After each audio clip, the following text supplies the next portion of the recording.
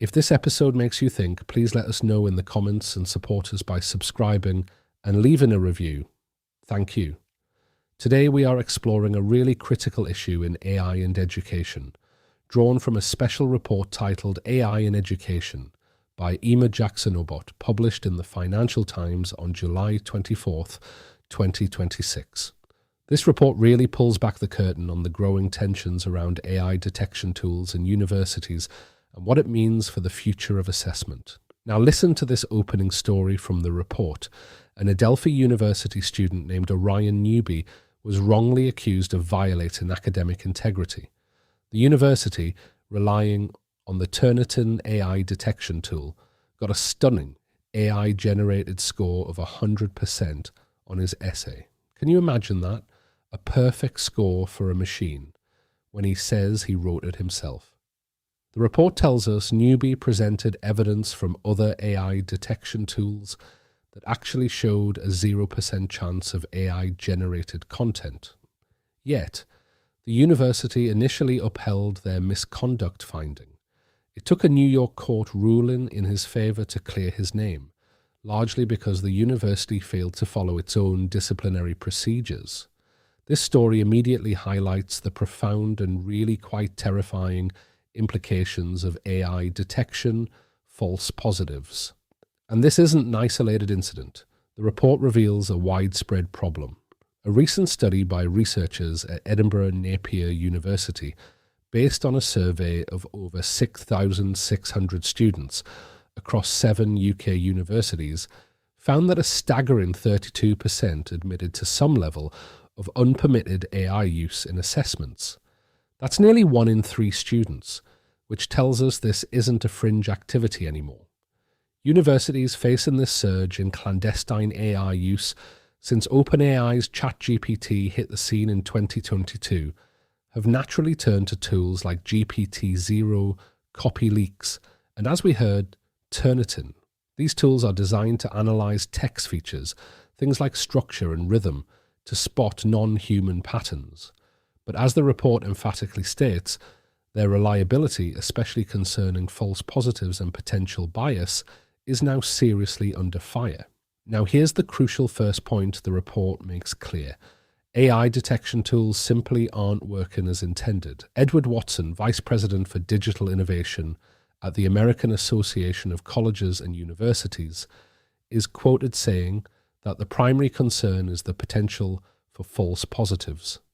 He cautions that AI detection should, at most, serve a minor role in academic integrity cases, and faculty should never use AI detection as hard evidence or smoke and gun proof.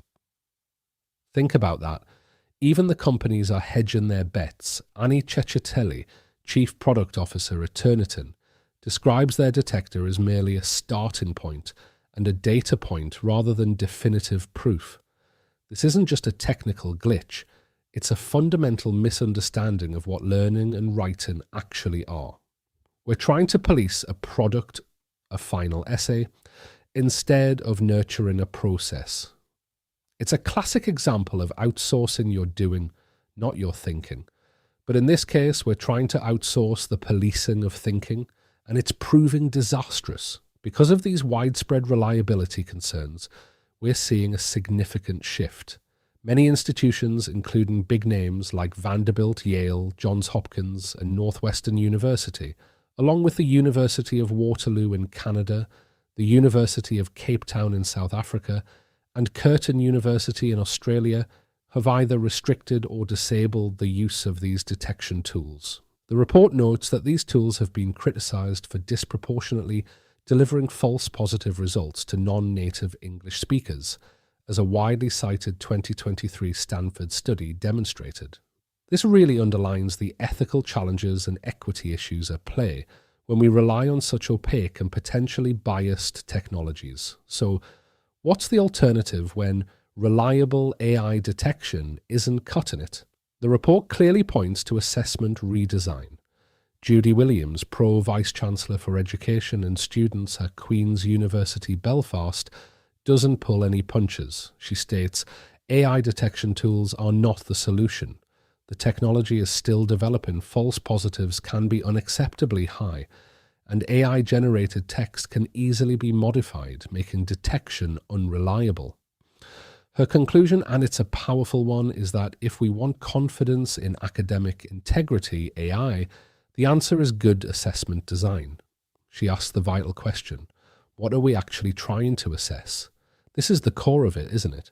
We need to move beyond just trying to catch students doing something wrong and start designing learning that simply cannot be faked because it demands depth, care, and imagination.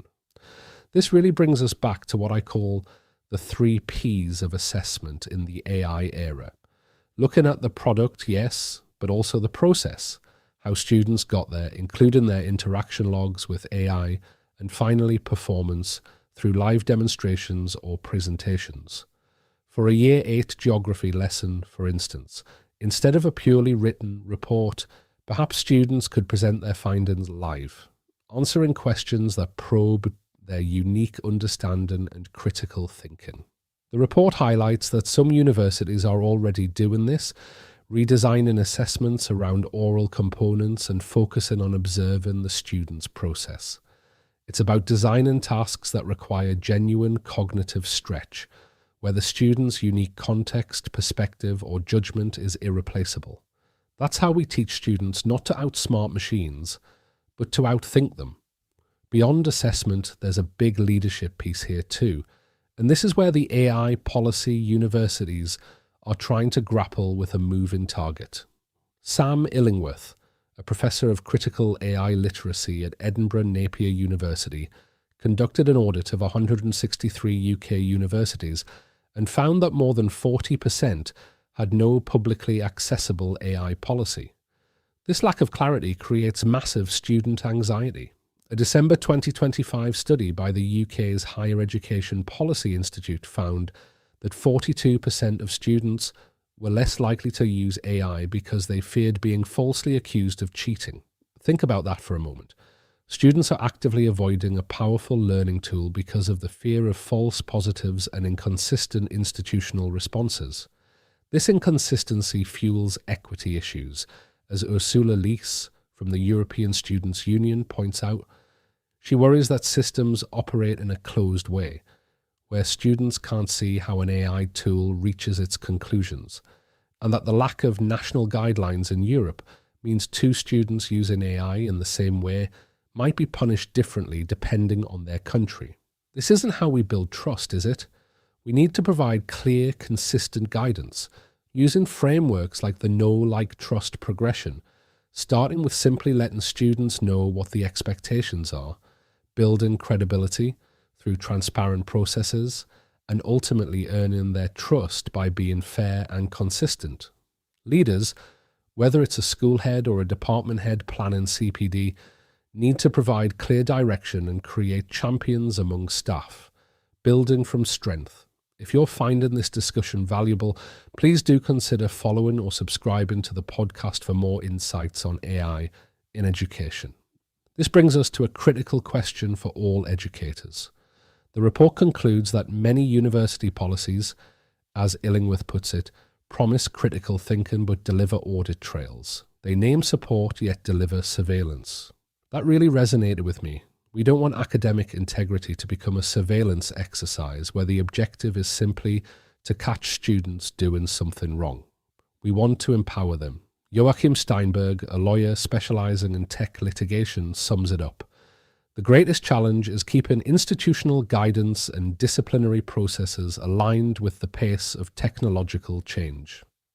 Nyamal Thacker, chief executive of GradPilot, an AI tool, agrees that universities need to rethink assessment, welcome disclosure, and be open about policy. This is the way forward. It's an evolution, not a revolution. AI is helping us hold the complexity, so we have capacity for creativity. We need to create an environment where the middle 80% of students feel safe to explore AI as a tool for learning and augmentation rather than fearing it. We need to protect and nurture those irreplaceable human domains: wonder, care, judgment, relationship, imagination, wisdom, and ethics. The true test of our educational systems in the AI era won't be in how well we detect AI output, but in how deeply we inspire and assess authentic human thinking. That's all for today. Thanks for listening.